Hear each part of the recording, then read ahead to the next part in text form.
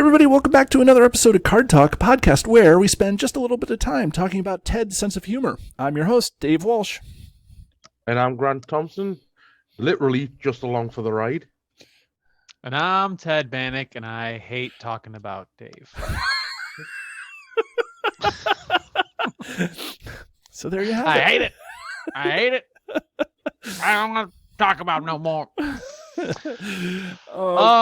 can open shows like this because we record episodes in banks. And so just 5 minutes ago, we were only talking about how Ted didn't have a sense of humor. And so we remember this. But you guys at home, you've been a week. It was last week's episode. And we promised we were going to talk about it. So now here we are talking about Ted's sense of humor. Yes, it's we got a great episode for you today. It's put on your helmets, especially if you're on Elf. Yeah. David, can you just read the Patreon list, please? Okay, yes. How about I go? I was waiting for you to get there, but I figured since today's topic is a little bit different. Right. Here's how you do it. Everybody strap in and let's ride along to the Patreon list. Oh, there you go. There you go. Oh, Grant, good job. If you want to become a patron, please join us. It's over here. It's over Ted's head right here. His creepy, weird head in the camera. It's at patreon.com/cardtalk2018, and you can join all our patrons to help keep the lights on and help over at the blog.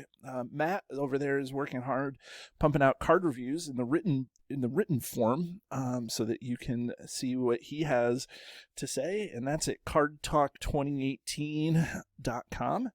And he will also have a review of all the cards that we review on the podcast, or most of them at least.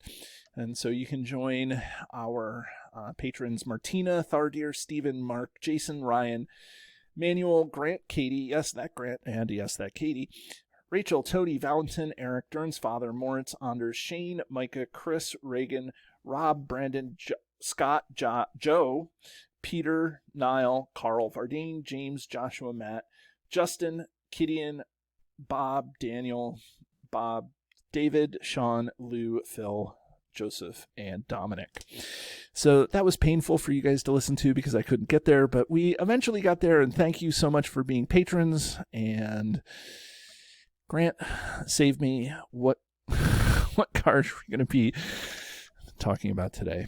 Lead us into this card, please. Okay, well, riding along from that intro, let's get on to talking about the hero from the Temple of Deceived, Elfhelm.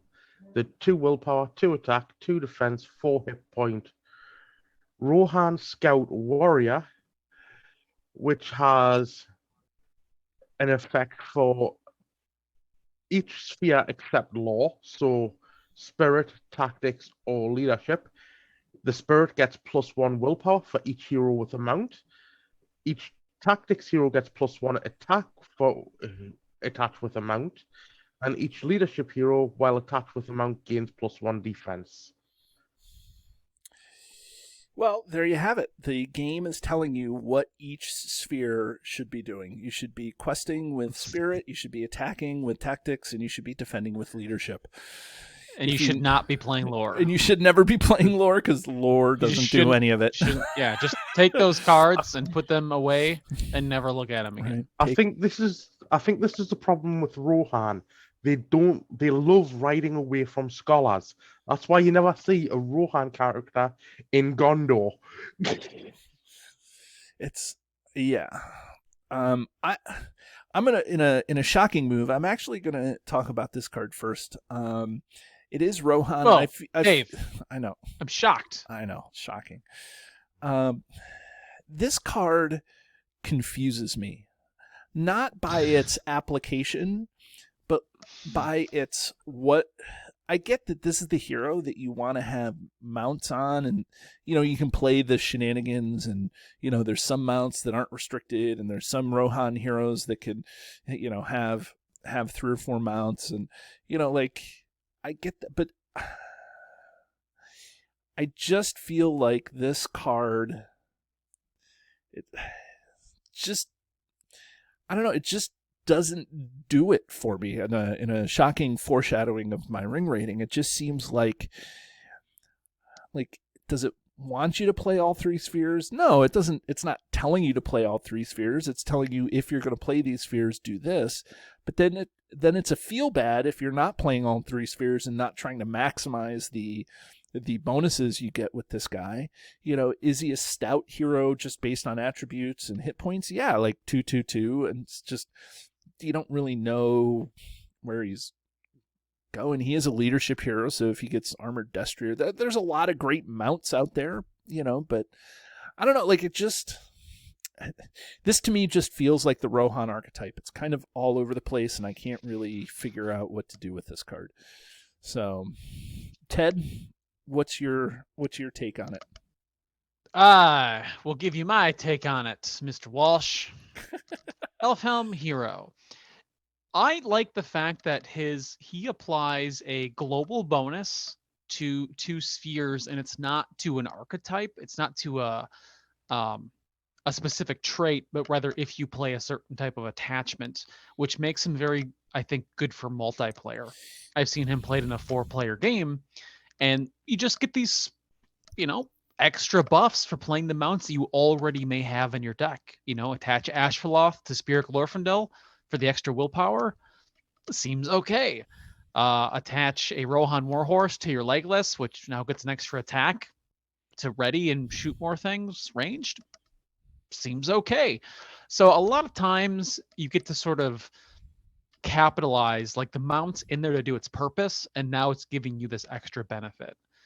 But the benefit is much wider the more players you have in the game, I feel. And that's, I guess, and that's where I struggle, because I'm playing solo and I'm not playing, I don't play Elfhelm hero because of this, but I can see what you're saying about multiplayer. So continue, please. Yeah, I'd say he's not strong solo. The bonuses feel pretty good. Sometimes the defense bonus to leadership seems like, where am I going to use this? But there's a lot of good heroes. Like basically, so going down the list of bonuses, willpower bonus goes to Spirit. That makes sense for a lot of Spirit heroes. A lot of Spirit heroes have good willpower. They're questing, even if they have some other ability like Mary, or they have some high attack value like Theoden, or you have Idrian who can pull double duty. They're all questing. Right. Generally. And I also think that the mounts that are in those spheres also have to do with questing, like the Steed of Imladris, Windfalla, Snowmane, even the Hobbit Pony. Like those all have to do with, questing and questing successfully. Yeah, great point. The tactics bonus or the attack bonus to tactics characters, also duh. Right. Like you have plenty of defending characters like Baragon, for example, who won't quite use it if you put a mount on him, but you so many attackers. You have tactics Aragorn, any ranged hero like Legolas, like Bard, friggin' Grimbjorn gets an attack bonus. Not just Grimbjorn, but friggin' Grimbjorn. Friggin' Grimbjorn. I feel like Grant may have something to say about friggin' Grant, and Grant, well, y'all like Grant comment. So that is there, right? Less can be said about that. Right. The leadership bonus feels a bit strange at first, but if you look at the targets, there's a lot of good targets in the game. Erkenbrand is by far the best one because he gets the bonus from an armored destrier. Leadership Aragorn, Sentinel, gets a bonus. He has his own, what's his horse's name? Rohirrim. Grant will know. Rohirrim. Yep, thank you. Rohirrim. Rohirrim, like yes. That's it. Yep. And the great thing too about Elfhelm's ability, we should point out, rules-wise, is it's not printed. It's not printed sphere. So if you have a hero that has gained another sphere, like Aragorn when you play his mount on him, or if you have a Thorn if you have Guild hero gets both resource. right, if you have a tactics hero that you Thorngill a spirit hero, well now he gets now from one single mount you get both bonuses Right. simultaneously, which is kind of neat. Right. But there's a lot of defenders in leadership. You have Erkenbrand, you have leadership Gimli, who's a sentinel. You have Aragorn, as I mentioned. People also use, you're a big Sylvan guy, David Wright, Thranduil. He's got 3 defense. Tharidir. Boost him to 4. Thardir. No. Third. Right. But the part that makes me upset about this card is they left off lore, and the natural progression is give a lore character with a mount an extra hit point. An extra hit point. Yep. Maybe they just ran out of text space. That's just what I was about to say. I think they don't have enough text space on just leave it off. Now nobody's going to put a mount on a lore character. It's fine. I think it's because the only mount in lore, like mount attachment in lore, is Ashfaloth. Right. All the other spheres. Yeah, but the mount and I see what you're saying, but the mount doesn't have to be in that sphere, just the attached exactly. hero. You cross spheres. Right. But maybe that's the reasoning. Well, lore, a mount doesn't belong in lore, so we're not going to give a bonus to them because there's only this one. But there's not as many great targets in lore, I'll say that. But there are some. Like a Rohan Warhorse that doesn't go on Haldir because he's not a warrior. I haven't done actually these things. I'm just trying to think on the fly. But well, what are the things? So there's not as many, but I still would have liked to see it. Yeah, Destrier, I always think, I know that Destrier has limitations, right? What's the limitations on, Grant, what's the limitations on the armored Destrier? Leadership or Sentinel hero. Right, so I mean, you could play I always feel like Destrier is like a great just mount to put out. It's like the Warhorse is tactics or Rohan. Right. The same as Firefoot. And actually, now that I think about it, so a Destrier would fit onto Lord Aragorn because he's a sentinel. Right. And Lord Aragorn can also wield the burning brand. So I would love to be able to defend twice if I defend an attack and there's no shadow card to cancel. Right.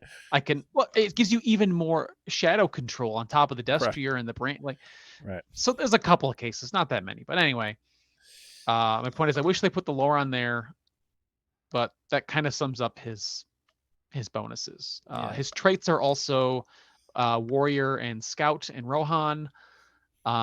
Warrior does a lot for him. He can go in a 3 hunters deck very, very well, because he can equip a lot of different items, and a lot of 3 hunters decks play the restricted mounts. Right. That's where I would playing solo. That's where I would try to put him now. Yeah. Or even just since we started this episode, I usually try to think of these things beforehand, but just since started this episode, I thought, what if I put together a Bond of Friendship deck using Elfhelm, and then you have resources coming in, or you have, because mounts typically aren't that expensive, they're 1 to 2. Yeah, 1 or 2, and that's where you want to put mounts for, that's where you want to put cards in, at least cost wise for this. So it's an option. Yeah. Grant, you've been quiet over there. Yeah, I went on a whole sphere. I know, yeah. I mean, but there's a lot. There's a lot to cover with where his bonuses go, and I wanted to make sure we addressed that, and mentioned the thing about the spheres not being printed, because that's really important to understand. That is super important. Yeah. Yeah, I agree. The sphere match doesn't have to be printed is a key factor with Elfhelm. It means that you could use songs as well, not just the not just like the attachments like Calabrian Stone, but actually things like Song of Kings, Song of Travel, and Song of Battle. Don't do the Song of Lore. That's not going to get you anywhere. The Song of Wisdom is the Yes. Song of Lore. It's like, I'm going to put the Song of Lore on a hero and still not get Elfhelm's bonuses. Yeah, Yeah. I'm sure Elfhelm's just doesn't like to read or something. He doesn't but look no, like a good reader up there.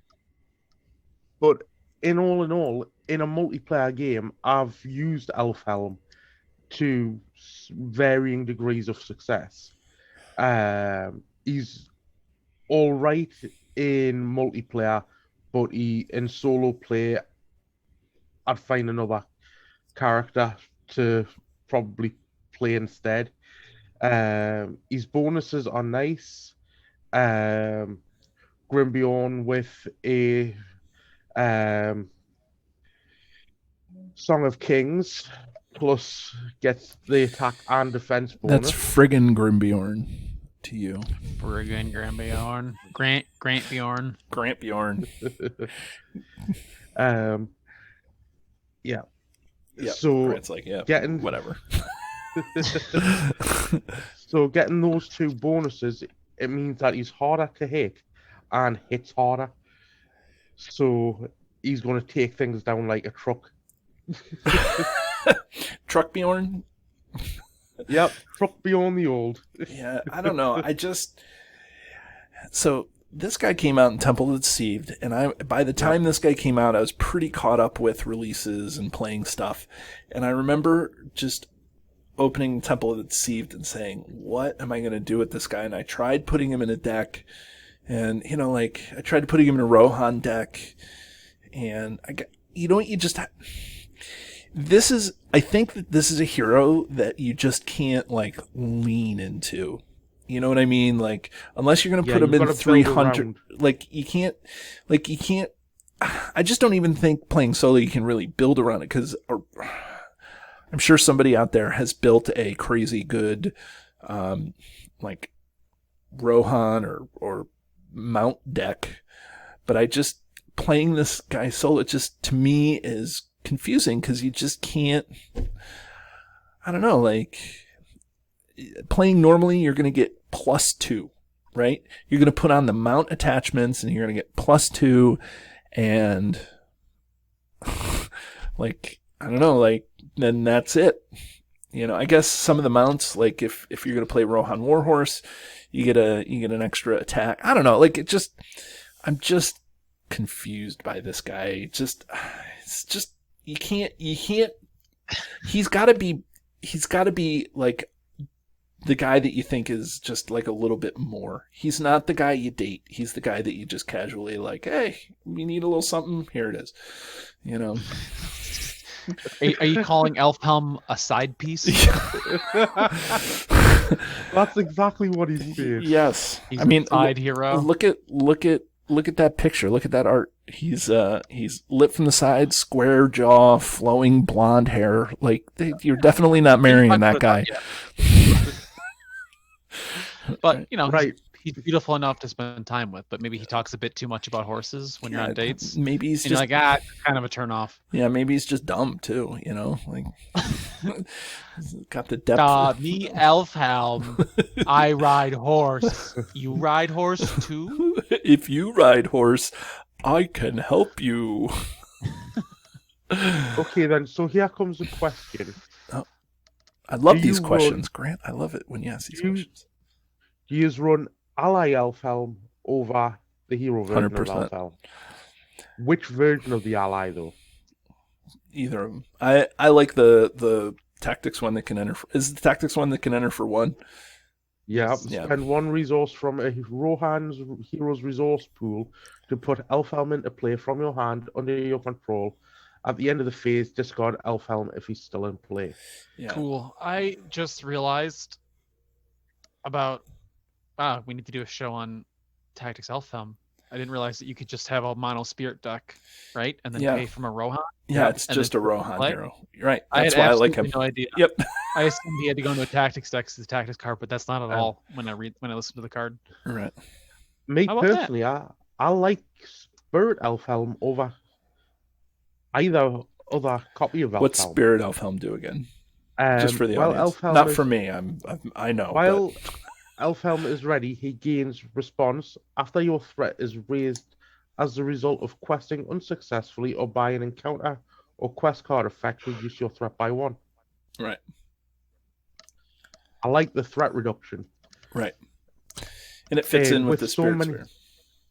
And with the ability to ready allies so easier now, you can use them for combat and then ready them up before the end of the phase. If there's a nasty effect that's going to happen at the end of the turn for raising your threat.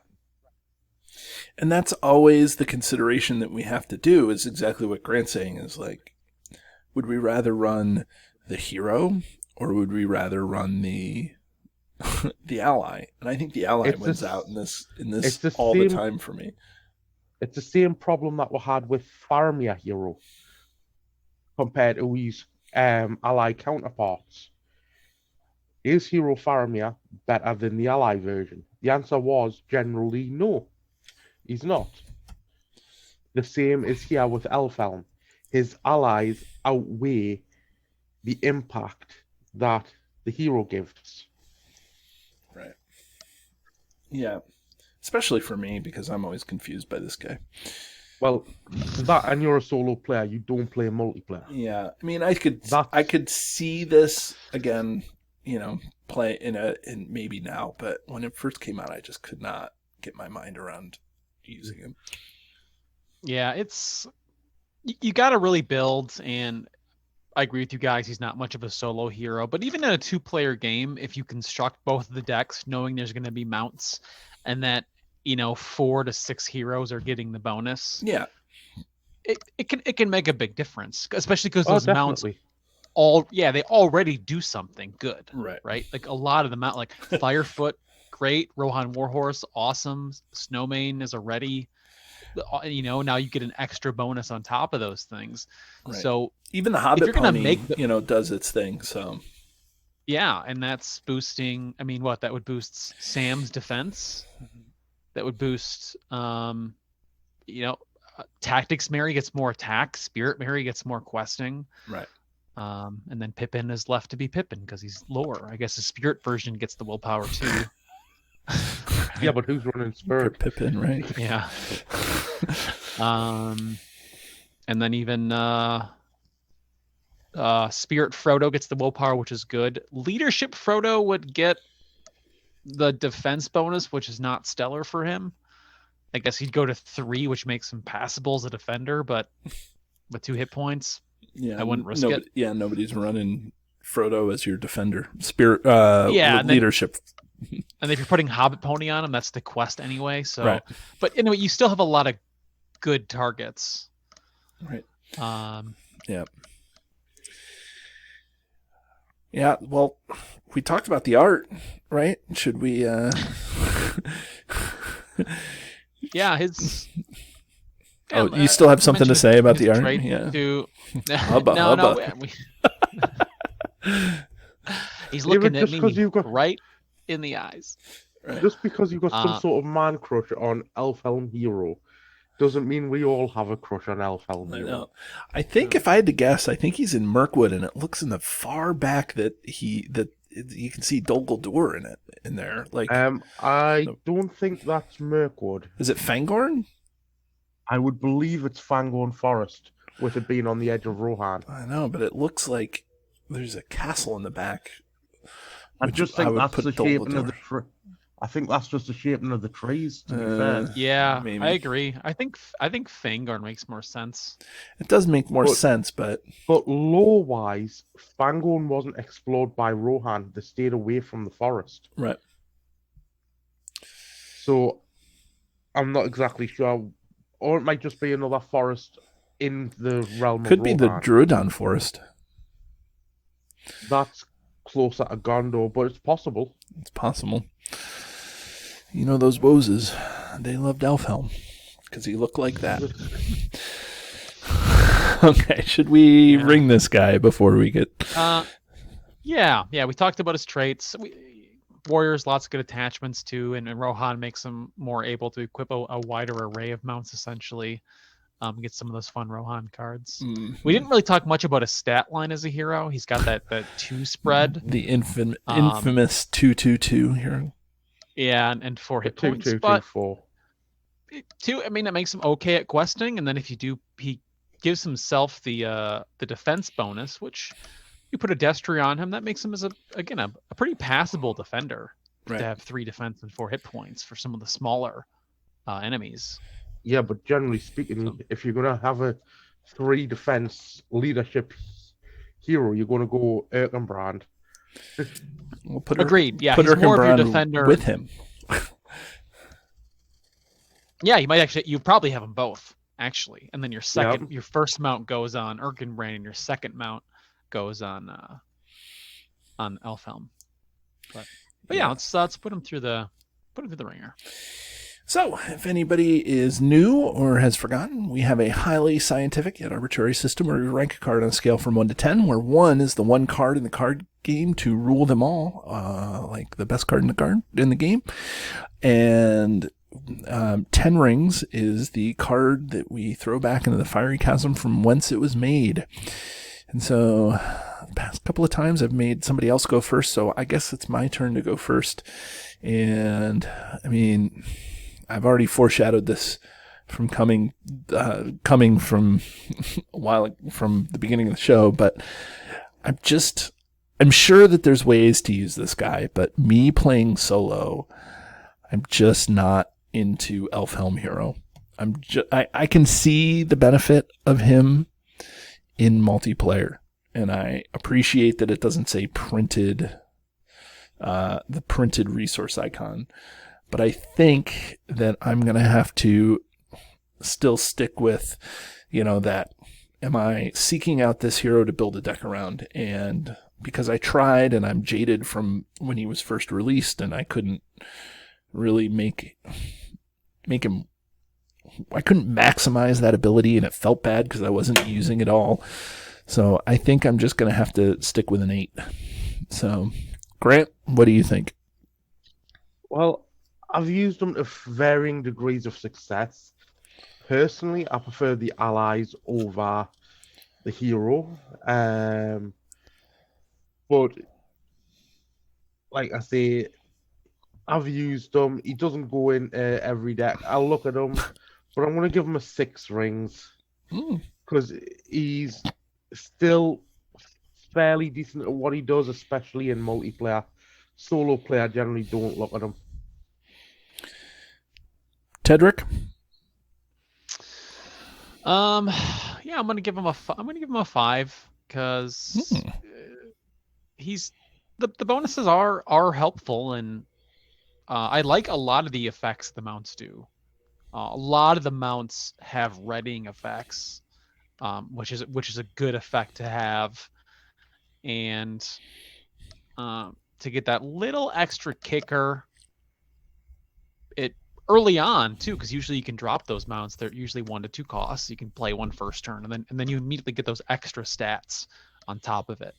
So it's pretty strong, and he's pulled his weight for me, like I said, in a couple 3 Hunters decks, and even just being on the table. I sit down. I'm like, cool. My Rohan Warhorse is. I get an extra bonus now. Like, awesome. So that's really Rohan fun Warhorse for me to is see. +1 attack. Yeah, exactly. Like, great. That's. But yeah, you gotta build for it, and he himself doesn't pull a ton of weights with his stat line, so he's kind of middle of the road for me. But it's really fun to see his bonuses to the table. Too bad his bonuses don't increase with the number of mounts attached. That I would have loved to see that. Make it real out of hand, maybe in 3 Hunters. Otherwise, it would be okay to get +2 attack, like 1 for each mount. But it would be nice to see some sort of readying, like if he's like the horse guy, like ready amount attached to one of those heroes, something like that. That would be nice. Oh, yeah, that would be a cool effect. Right. There's not a lot of attachment readying, so it's the law one. If attached to a law character, ready another hero attached with a mount. Right, ready. So I will Go back on my earlier statement about Windfall and Elrond. I think there is a game that I did that because Windfall that does go on a Spirit Hero or Eowyn, and I had Vilya on Elrond, which gave him the Spirit Icon, which made him able to equip it. And I was like, okay, here it goes. Sure, I'll put it on him. Did you have Elfhelm on the board? I did not in that game. So Elfhelm is trash. Got it. I'm just kidding. Okay. And once again, Trash we are glad him. this is Trash. once again, we are glad this is a democracy and not a dictatorship. Right. We will get this sorted out eventually. Yeah, at some point. Okay, everybody. Thank you for joining us, and have a good night, and we'll see you on the next one. Do you love the content? Here's what you can do to stay connected. Become a patron. The money collected through Patreon goes into keeping the lights on here at the podcast. We love our patrons, and you can join at many different levels. Visit patreon.com/cardtalk2018. You can subscribe to us, whether you're watching our YouTube channel or you're listening to us in your favorite podcatcher. Hit the subscribe button to get notifications of all our new episodes. Didn't know we were an audio podcast? Find us by searching Card Talk to get access to our 120 plus regular episodes. Didn't know we were a video channel? Find us by searching Card Talk LOTR LCG on YouTube. And there you can find not only our regular episodes, but you can find our bonus playthroughs and other content related to the game. Want to get a hold of Ted, Grant, or myself? Feel free to email the podcast at cardtalk2018@gmail.com.